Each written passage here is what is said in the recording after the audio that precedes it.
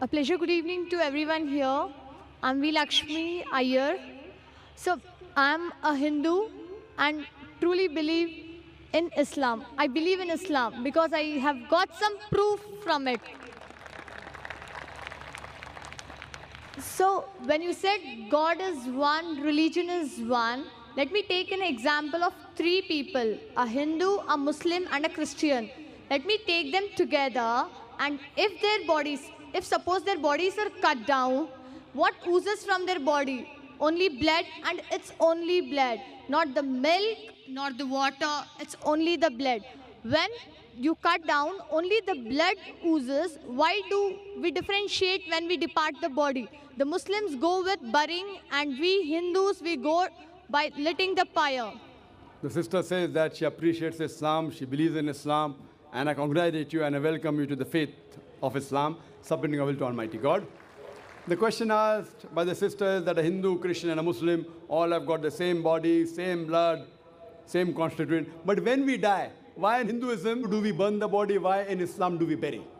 Let's analyze the pros and cons, and you decide which is better. In Hinduism, also they say you can bury the children, etc. But when you become an adult, most of the sects say you have to burn, you have to cremate. There are some sects which say you have to bury. But let's analyze the pros and cons between cremation, that is burning, and burial. If we analyze, in Islam, we have to bury. Why? Because today we have come to know that whatever constituents of the body is there, the earth, the soil, contains the same basic elements of the body in lesser or greater proportion. So from earth we come and to earth we return. Scientific. Comparison, point number one. In cremation, we burn the body, there is pollution. In Islam, when we bury, the land becomes fertile. There's no pollution, there's no burning. Point number two. When you burn, you chop down the trees.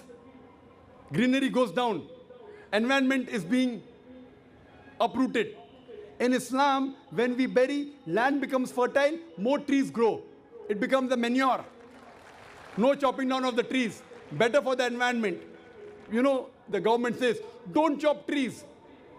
If you don't chop trees, how will you burn the human body? Point number three, it is more expensive.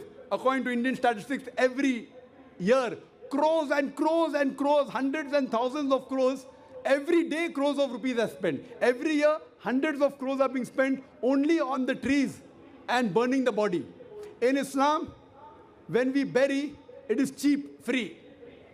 Point number five, when we burn, the wood becomes charcoal, ashes. In Islam, once we bury in the land, the same land can be used after a few years. It is forever. You can recycle it. The same land, after a few years, when the bones get disintegrated, you can recycle. So logically and scientifically, if we analyze, it is more scientific, more humane, more better for burial as compared for cremation. Hope that answers the question, sister.